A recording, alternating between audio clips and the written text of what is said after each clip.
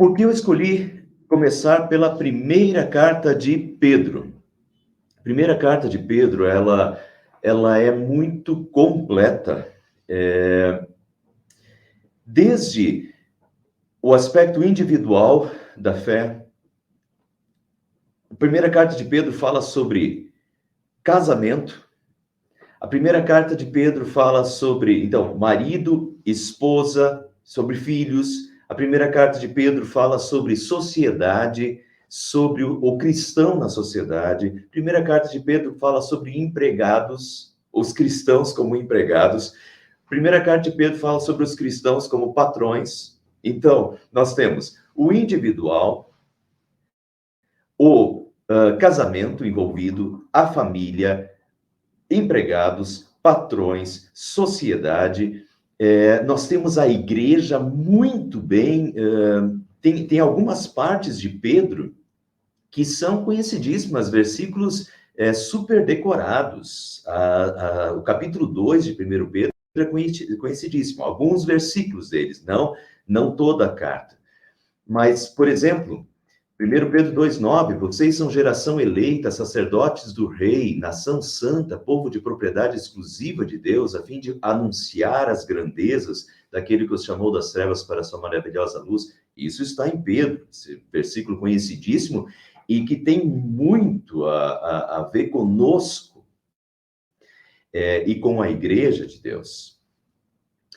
Então, a primeira carta de Pedro fala sobre a igreja, sobre os cristãos dentro da igreja, quem somos nós. A carta de Pedro fala sobre o aspecto da justificação e da santificação. Justificação é que Jesus Cristo nos salvou. Então, ali, em 1 Pedro, está o conhecidíssimo versículo, você sabe que não foi por meio de coisas perecíveis, como prata ou ouro, que vocês foram redimidos, mas pelo precioso sangue de Cristo, como de um cordeiro, sem mancha e sem defeito. Esse versículo conhecidíssimo e maravilhoso está em 1 Pedro. Então, Pedro, ele tanto pega essa parte da morte de Jesus Cristo e da nossa salvação, quanto também foca bastante que a gente chama essa parte de justificação pela fé, mas ele também toca muito na parte da santificação da vida, de uma vida santificada, de uma vida cristã na prática do dia a dia. 1 Pedro fala da identidade cristã, e isso a gente vai ter praticamente um estudo sobre isso, sobre a identidade. Eu sinto os cristãos muito perdidos sobre quem somos nós. E quando nós temos clareza bíblica sobre quem somos nós, quer dizer, quem somos nós como cristãos, quem Deus diz que nós somos, e quando nós os enxergamos como Deus os enxerga, quando nós temos clareza sobre a nossa identidade cristã, e isso Pedro é sensacional para falar sobre a identidade cristã, quando nós temos essa clareza, então há uma nova disposição de viver a vida do dia a dia, de como eu levo, como eu guio a minha vida, quem sou eu nesse mundo? Eu tenho valor, e Pedro deixa muito claro isso, nós temos valor para Deus. Quem somos nós aqui neste mundo? Né? E isso está na carta de Pedro. Vamos começar lá por 1 Pedro 1:1. Ele começa dizendo Pedro, apóstolo de Jesus Cristo. Então, Pedro se identifica, é Pedro que está escrevendo essa carta. Pedro, que Pedro? O apóstolo Pedro. Pedro, desculpa aí a franqueza, o jeito de falar, mas Pedro é uma figura, né?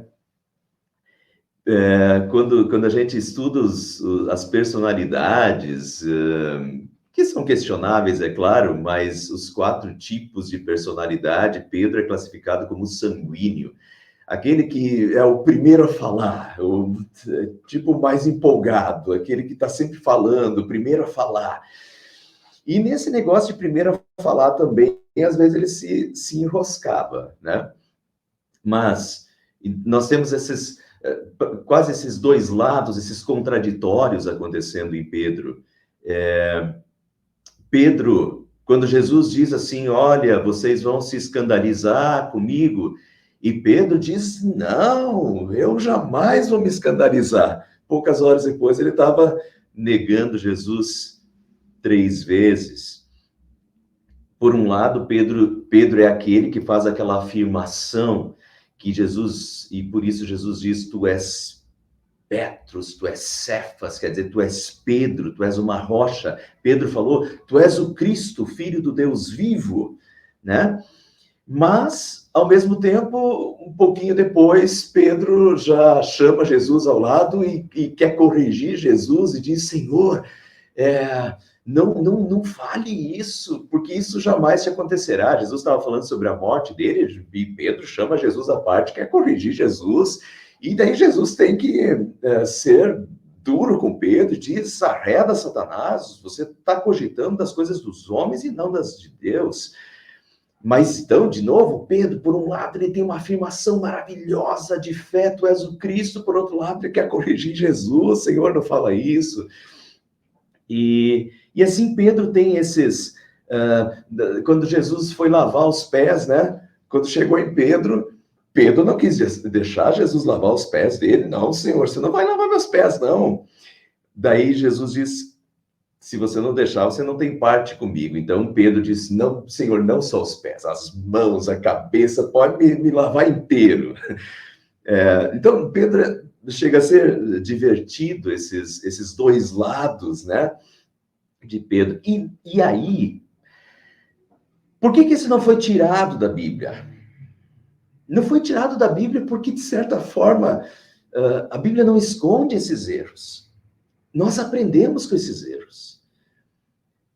Nós somos Pedros. Nós temos esses dois lados.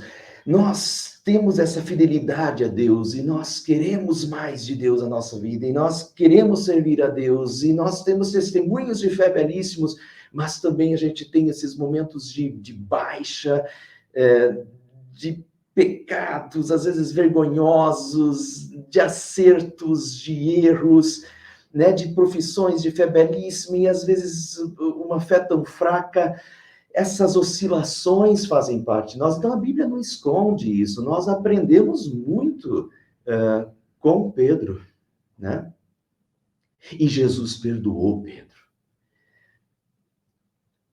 E Pedro cresceu, e Pedro amadureceu. Isso não quer dizer que ele deixou de errar. O apóstolo Paulo depois vai corrigir Pedro de novo. Pedro já era o líder da igreja, e Pedro pisa na bola lá na Galácia, e o apóstolo Paulo teve que puxar a orelha dele lá na Galácia, porque ele foi para o lado dos judeus, e quando os judeus chegaram, ele estava antes com os gentios, quer dizer, com os que não eram judeus, mas quando a patotinha dos judeus chegou, ele foi para o lado da patotinha dos judeus, e Paulo teve que corrigir Pedro. Então, Pedro, não quer dizer que Pedro deixou de errar, mas Pedro com certeza amadureceu muito, e Jesus perdoou Pedro. Jesus perdoou Pedro as 3 vezes que ele negou, e é isso que Jesus faz com todos nós. Então, há grandes lições na vida de Pedro. Jesus faz isso conosco. Nós temos essas oscilações. Somos santos pecadores. Temos os nossos acertos, os nossos erros, as nossas virtudes e os nossos fracassos. Mas Jesus continua nos perdoando, nos abençoando. E assim como Jesus fez de Pedro quem ele foi, Pedro se tornou o líder da igreja cristã.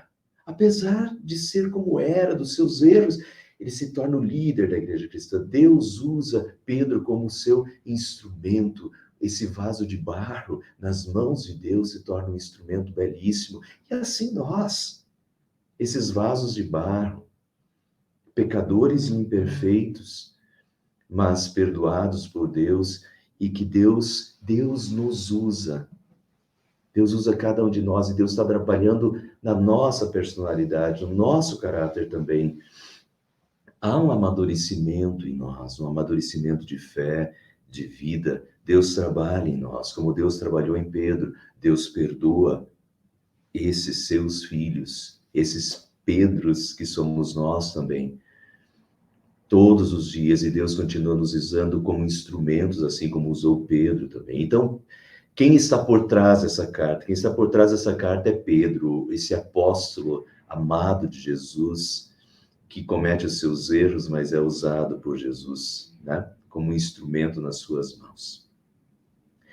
Só Pedro escreveu? Não. No final da carta, no capítulo 5, já nas recomendações finais da carta, Pedro diz, com a ajuda de Silvano. Silvano também pode ser Silas, a tradução grega possibilita isso. E se Silvano é Silas, nós temos aquelas viagens em que Paulo e Silas, em que Silas acompanha Paulo nas viagens missionárias. Talvez esse Silvano fosse o mesmo Silas que acompanhou Paulo nas suas viagens e foi um companheiro de Paulo também.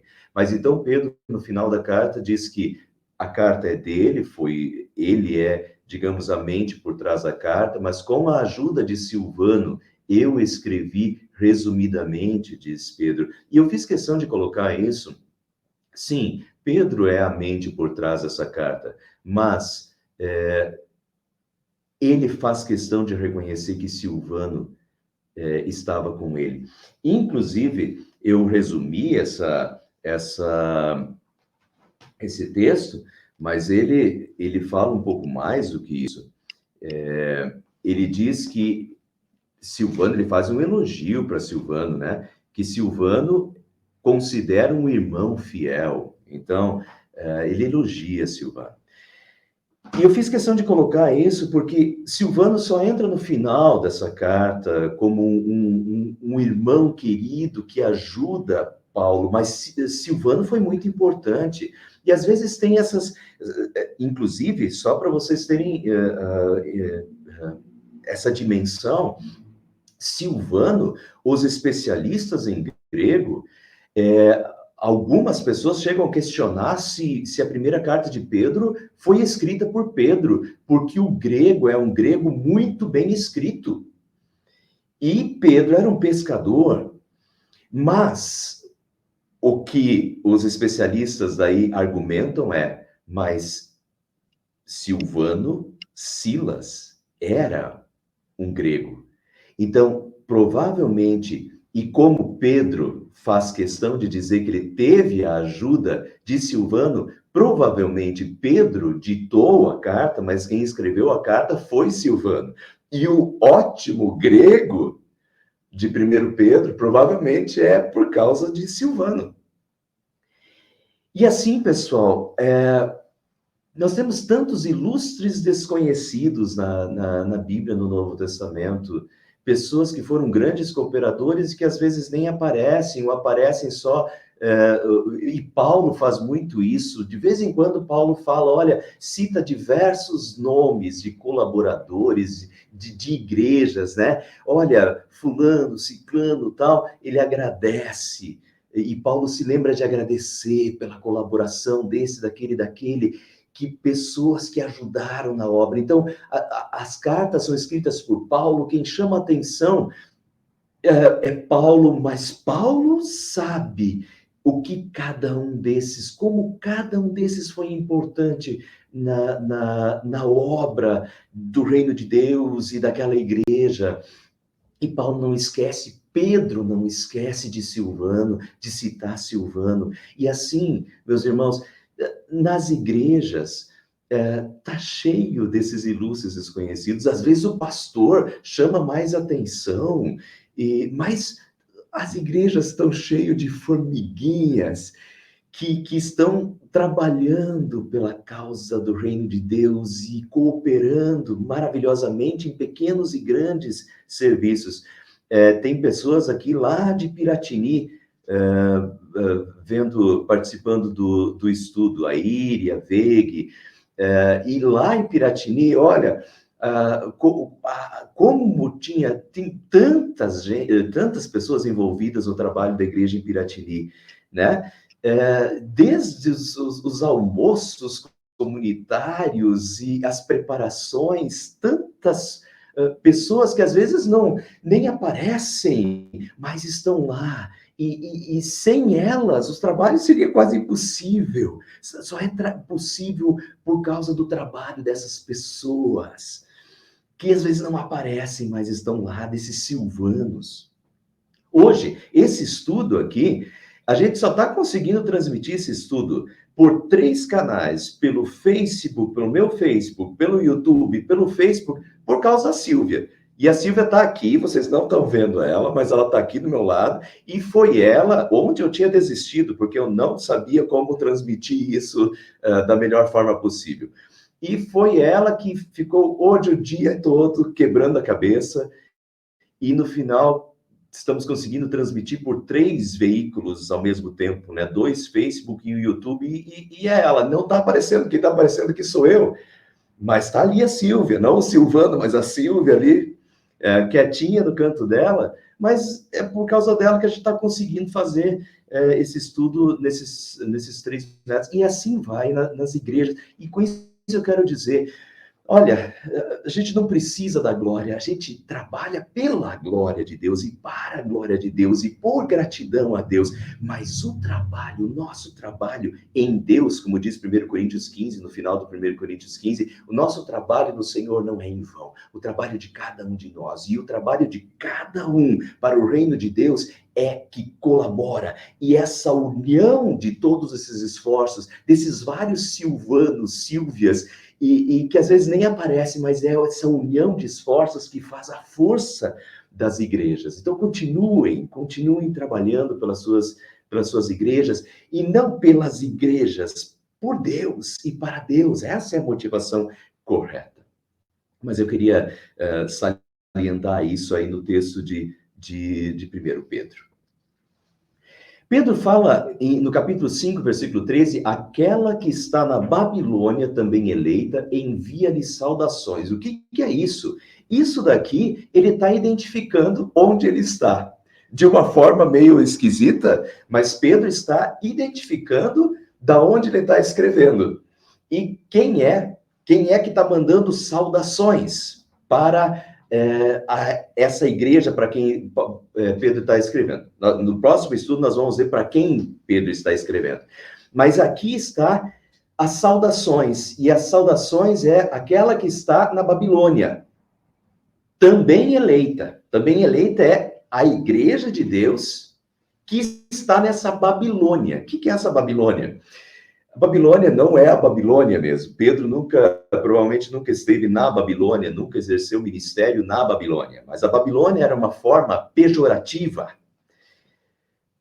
que os cristãos se referiam a Roma, geralmente. Então, a gente sabe que Pedro, ele exerceu o ministério dele, uma parte do ministério dele em Roma, uma parte em Jerusalém, mas uma parte também ele exerceu o ministério dele em Roma, na capital do Império, e Roma era vista na época como a Babilônia. A Babilônia é uma lembrança lá do Antigo Testamento, né? A Babilônia tinha subjugado o reino de Israel, e a Babilônia é vista de uma forma como uma forma de mundanismo, uma forma de opressão à igreja de Deus. No Apocalipse, João coloca isso no Apocalipse também, a Babilônia é um sinônimo do reino anti-Deus contra o reino de Deus, muitas vezes sinônimo de imoralidade, de opressão. Então, aqui Pedro está identificando de onde ele está escrevendo, na verdade. A igreja que está na Babilônia, quer dizer, a igreja que estava em Roma, a igreja de Deus que estava em Roma, também eleita, envia saudações a esses cristãos da Ásia Menor, como a gente vai ver na próxima vez. Mas então Pedro está em Roma, e a gente sabe que Pedro exerceu o ministério dele em Roma durante um bom tempo. E agora, o interessante é o seguinte, nós temos em 1 Pedro, em diversos lugares, o sofrimento por ser cristão.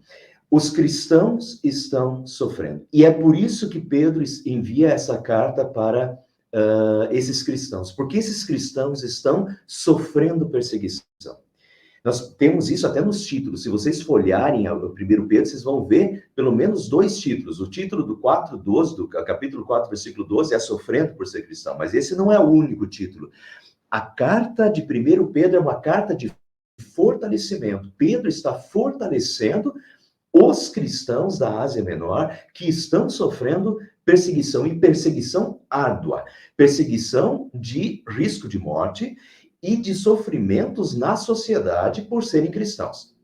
Uma situação muito parecida com o que João depois vai enfrentar e vai falar lá no Apocalipse, ser fiel até a morte. E ser fiel até a morte, naquela época, no primeiro século, é completamente diferente do que o que a gente diz hoje. Hoje, para nós, ser fiel até a morte é, seja fiel até a sua velhice, até quando você morrer. Não para o primeiro século. Para o primeiro século, ser fiel até a morte é mesmo que custe a sua vida. Mesmo que você sofra, que você seja pego, que você seja preso, como Pedro foi, como João foi em Apocalipse, estava preso na ilha de Patmos. Mesmo que você seja preso, mesmo que você seja torturado, e milhares de cristãos foram torturados, mesmo que você seja morto amanhã, seja fiel até a morte, e dar-te-ei a coroa da vida. Mas é isso que Pedro está fazendo.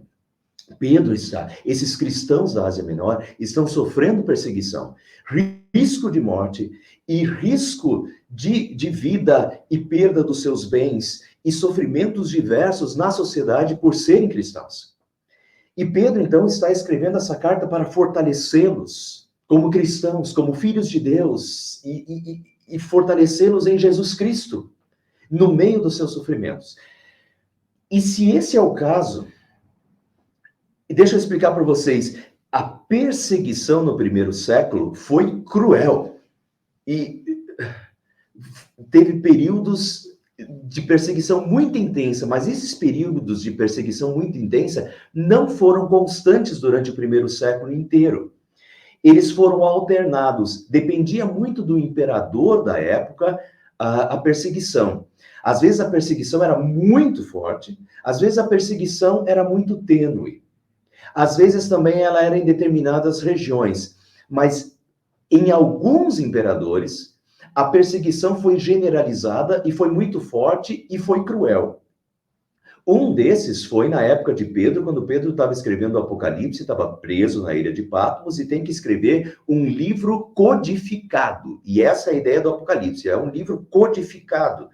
Porque ele estava preso e ele tinha que escrever de uma forma que essa carta pudesse chegar e não fosse privada. Então, ele tinha que escrever de um jeito que, num código que os cristãos da época compreendiam, nós hoje complica um pouco por isso, porque nos falta a interpretação de todos esses códigos que eles na época tinham, mas ele estava preso, e essa era a situação da época de Pedro. E era o imperador Dominiciano. Esse imperador foi uma perseguição generalizada. Muito bem, mas qual foi o outro período de perseguição generalizada? Foi no governo de Nero. Nero foi um péssimo governante, famoso, mas para os cristãos, terrível. Botou fogo em Roma e culpou os cristãos. Foi um massacre dos cristãos. Um dos piores já visto. Atrozes. Escritores da época escreveram sensibilizados, escritores judeus que até nem gostavam dos cristãos, mas escreveram as atrocidades que Nero fez com os cristãos na sua época. E se Pedro está escrevendo essa carta, e essa é a situação desses cristãos para quais ele está escrevendo, o que nós temos aqui, pessoal, é 1 Pedro e 2 Pedro foram os últimos momentos de Pedro. Porque Pedro foi um dos que foram mortos quando Nero era imperador. Pedro foi um dos que foi crucificado naquela época, que pediu para ser crucificado numa cruz invertida de cabeça para baixo, porque ele não se achava digno de ser crucificado como seu Senhor e Salvador Jesus. Então ele pede para inverter a cruz e é crucificado de cabeça para baixo. Mas Pedro foi um dos crucificados. Nessa época, os livros de história e os historiadores narram que Nero mandava crucificar um do lado do outro, quilômetros e quilômetros de cristãos crucificados às margens das principais vias de entrada de Roma, e ateava fogo, colocava querosene nos corpos, e os cristãos viravam tochas vivas, iluminando à noite a entrada, as vias de entrada em Roma. Então foi um período de massacre aos cristãos. E esse é o período, porque antes de Nero, nós não tínhamos de novo um imperador assim. Então, se essa é a situação da primeira carta de Pedro, é isso que está acontecendo. E foi bem nesse período que Pedro também foi pego, foi crucificado, e é isso que está acontecendo, então, no império como um todo. E isso, então, nos serve para enxergar e como pressuposto com o qual nós vamos ler 1 Pedro. Se a gente não tiver essa noção, a gente não consegue, às vezes, entender o que ele tá frisando. Qual é o contexto? O contexto é um contexto de perseguição. Nós temos aí em 1 Pedro, e curiosidade, não sei se todos sabem, o pessoal aqui de Tararéu já contei isso, provavelmente o Evangelho de Marcos também, o que os historiadores e os especialistas cristãos acham é que Pedro estava por detrás do Evangelho de Marcos. O Evangelho de Marcos foi escrito por Marcos, mas quem está por detrás do Evangelho de Marcos é Pedro. É isso que a história da igreja fala. E daí nós temos, de novo, muito interessante, porque Pedro, 40% do Evangelho de Pedro fala do sofrimento de Jesus.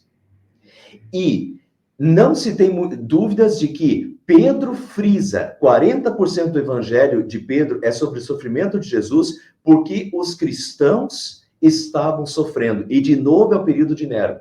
Então, o evangelho de Marcos foi escrito num período de perseguição para fortalecer os cristãos e mostrar que Cristo sofreu por eles. Então, sofram, e nem que isso custe a morte de vocês, mas Cristo também sofreu e morreu por vocês, e foi até a morte por vocês. E isso é uma forma de 40% do livro sobre o sofrimento de Jesus é uma forma de fortalecimento e de mostrar para eles o amor de Jesus por eles. Então nós temos Pedro por trás do Evangelho de Marcos, e nós temos Pedro também escrevendo a primeira e a segunda carta de Pedro e fortalecendo cristãos da Ásia Menor que estão sofrendo risco de morte, fortalecendo-os também nessa união com Cristo, para que tenham força para enfrentar esses tempos de perseguição. E quando nós enxergamos isso, nós temos que, aqui a perseguição de Nero, Pedro foi crucificado, e ao enxergar isso, a gente também tem que agradecer por vivermos num país de liberdade religiosa. Sejamos gratos. Não é isso que está acontecendo no decorrer pelo mundo afora. Nós temos cristãos sendo perseguidos ao redor do mundo. Alguns domingos atrás eu citei, acho que eu não estou com a revista por perto aqui, mas vocês podem acessar Portas Abertas, Ministério Portas Abertas, digita lá na internet, no Google, Portas Abertas, vocês vão ter os 50 países que mais perseguem os cristãos. A Silvia me deu a revista aqui, essa é a revista deles, Portas Abertas. Esse Ministério Portas Abertas é um ministério que mostra os cristãos perseguidos e os lugares, lista sempre os 50 países com maior perseguição, em ordem, né, de crueldade com os cristãos. Então, nós temos os países muçulmanos que continuam perseguindo. Nós temos hoje, tem diversos depoimentos de irmãos nossos no Irã, no Iraque, sendo perseguidos, sendo presos. A mesma situação do primeiro século nós temos hoje em países muçulmanos, Irã, Iraque Índia, China. Isso está acontecendo hoje, vários países da África que têm a religião islâmica como preponderante no país. Então, inúmeros países com perseguição religiosa e inúmeros irmãos nossos hoje passando pela mesma situação de perseguição e pelos mesmos dilemas que os cristãos do primeiro século passaram. Vamos agradecer, porque nós ainda vivemos num país de liberdade religiosa, vamos agradecer a Deus por isso, nos prestigiar isso que nós temos, porque essa não é a realidade de todos ao redor do mundo, mas nós temos essa liberdade religiosa ainda. O que estiver ao nosso alcance fazer, vamos fazer, inclusive votando. Vamos acordar, pessoal, vamos acordar para essas questões religiosas e vamos para as urnas e vamos ver em quem a gente vota nas urnas. Isso é importante. Vocês estão vendo o que está acontecendo? Aqui no Brasil, as coisas estão mudando e estão mudando rapidamente. E esse percurso que o Brasil está trilhando, países europeus já trilharam e estão mais na frente negativamente do que o Brasil está. Vocês estão acompanhando, o Bolsonaro está querendo indicar o novo ministro do Supremo Tribunal Federal, e ontem na Band News, pejorativamente, eles colocaram o currículo desse indicado e fizeram questão e dedicaram alguns minutos para falar que ele é um pastor presbiteriano. E frisar que ele é um pastor presbiteriano. Portanto, o que eles querem dizer é, olha a ideologia desse cara. Esse é o cara que o Bolsonaro está indicando para o Supremo Tribunal Federal, um pastor da igreja presbiteriana. Olha a ideologia dele por trás. Estão vendo como está ficando pejorativo? Ser evangélico, falar da Bíblia, já não é mais aceito em muitos círculos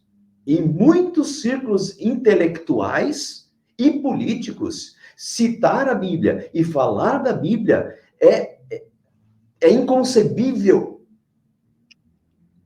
Compreende? Então, nós estamos caminhando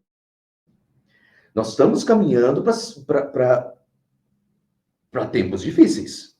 Tempos difíceis para os cristãos. Privilegiemos o que temos e acordemos, porque quem está votando as leis são quem nós colocamos lá. E nós precisamos votar conscientemente, até por causa da nossa liberdade religiosa, que está em sério risco no nosso país. Pensem isso daqui 10, 15, 20 anos, né? Então, vamos agradecer pela liberdade religiosa, vamos orar por isso, não só reclamar, mas orar pela liberdade religiosa que nós temos. Vamos também orar em favor dos nossos irmãos que estão sendo perseguidos em muitos países, mundo afora, orar para que Deus os fortaleça em todas essas, das suas angústias, né? Sobre risco de vida, perdendo a família, mães deixando filhos novinhos em casa, enfim, que a gente se lembre desses cristãos que hoje continuam sendo perseguidos, mundo afora, que nós privilegiemos, não é o termo, mas que a gente dê valor para a nossa liberdade religiosa, faça bom uso dessa liberdade religiosa para cultuar a Deus e faça o que estiver ao nosso alcance para que essa liberdade continue. Nós vamos continuar, hoje era a introdução da primeira carta de Pedro, então nós vimos quem é o autor é Pedro, junto com Silvano, o seu ajudante. Nós vimos também o que está por detrás. Ele está escrevendo de Roma, ele está escrevendo para cristãos que estão sendo perseguidos, e nessa ótica é que nós vamos olhar para o livro e entender o que ele fala no livro e como ele desenvolve o livro, né? E isso nós vamos então começar na semana que vem, ver quais são os destinatários da carta, e estudar parte por parte do livro, como ele desenvolve essa carta. Agora, não pensem que ele está Sim, os cristãos daquela época. Ele escreveu para os cristãos daquela época, mas, meus irmãos, como eu falei no início, em 1 Pedro está a identidade cristã. Nós temos, quem consegue absorver o conteúdo da primeira carta de Pedro, e por isso que eu escolhi começar por ela, quem consegue absorver o conteúdo da primeira carta de Pedro, tem em suas mãos um fundamento para a vida cristã fabuloso. Nunca mais, se é que está perdido, não sabe o que está fazendo aqui e qual é o seu valor como cristão, vamos ler a primeira carta de Pedro, acompanhe esses estudos, porque 1 Pedro vai dar a identidade cristã. Quem somos nós e qual é o nosso valor? E nós temos muito valor, nós somos essenciais nesse mundo. E Deus nos colocou, Deus nos chamou, é assim que começa a carta de Pedro. Deus nos elegeu, Deus nos chamou, Deus nos escolheu para uma função. De certa forma, ser sal e luz do mundo. Essa é a linguagem de Jesus. Não é isso que Pedro fala com essa linguagem, mas Pedro vai usar outras linguagens. Outras linguagens que aumentam a nossa percepção de quem somos nós, de quem é a igreja, qual é a função da igreja no mundo, qual é a minha função no mundo. Então, com isso eu estou fazendo uma propaganda já. Não percam os próximos estudos também.